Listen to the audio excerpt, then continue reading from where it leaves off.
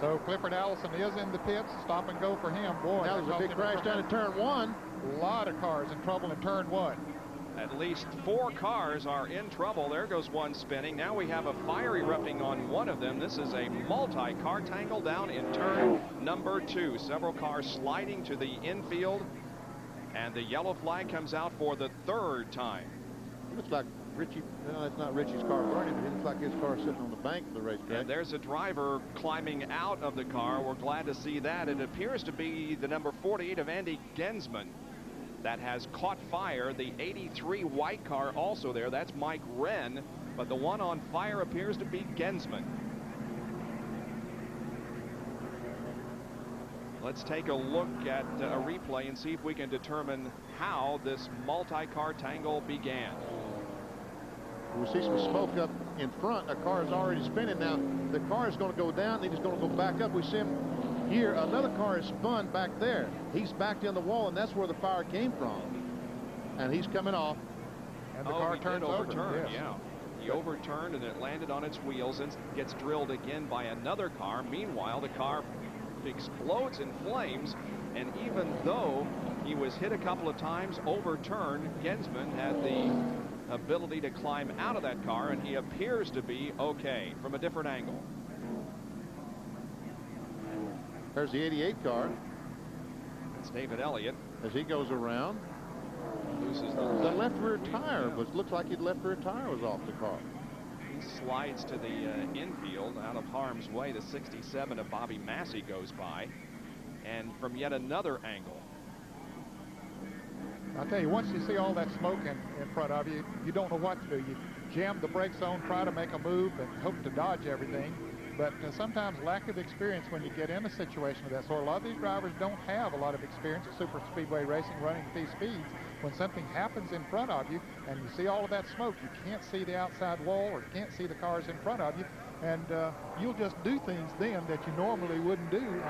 But if you have a lot of experience, you know the best thing to do is to hold that car as straight as you can. Don't lock those wheels, because not only on a race car, but on a passenger car, you don't have control of the car when the wheels are locked. Yeah, you want to maintain your attitude and your calmness and just try to drive out of it. Here it is from the airship Shamu.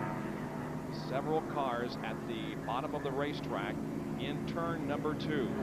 That's a blue and white car. I thought a little bit ago was Richie Petty. That was not. That was Mike Davis that was sitting on the racetrack. And we can see the 2 cars there together. Getting the roll back to load this car up. That's Andy Genzman's car. Joining ESPN4 coverage of the ARCA 200 today is Airship Shamu, the goodwill ambassador for SeaWorld parks in Florida, Texas, California, and Ohio. SeaWorld rescues and rehabilitate hundreds of marine mammals each year, and we're glad to have them with us today piloting Airship Shamu, Peter Buckley and Bill Stufer. It's 194 feet long and nearly 7 stories tall. The 15 car of Craig Rubright also involved in the incident. He has a lot of damage there on the right side of the car, but has made it back to the pit area as the crew goes to work and puts on new tires and tries to get the body work away from the tires. I'll tell you, that car can't be competitive after this, Bob, with all the sheet metal damage that is done on it. But he is from Florida, Clearwater, Florida, and certainly I'm sure he has a lot of fans in the grandstand. He'd like to get out there and run some more for them. Craig, an accountant by trade, a former SCCA and IMSA road racer, making his way into stock car competition. The number 9 car of Mike Davis is just about to be lifted off the racetrack by the wrecker. Looks like Mike nailed somebody pretty good with the front of that car. I think you were talking about a little bit ago that the inexperience and what happens, you just don't know what to do in a situation like this. Basically what creates these multi-car crashes for an inexperienced driver, when they see trouble in front, they jump off the gas. They immediately back off the gas, and just that hasty movement will spin a car out here at Daytona. You've got to come off the throttle easy.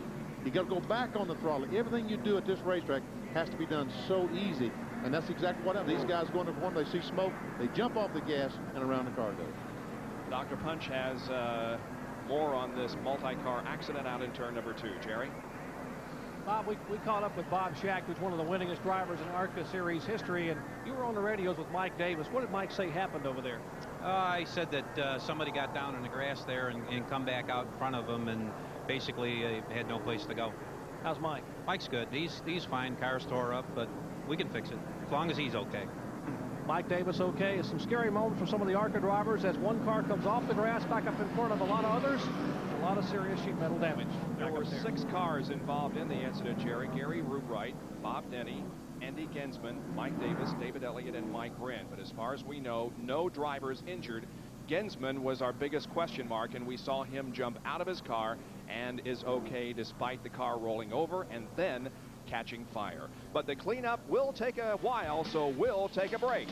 Thanks for joining us for coverage of the ARCA 200 at the World Center of Racing.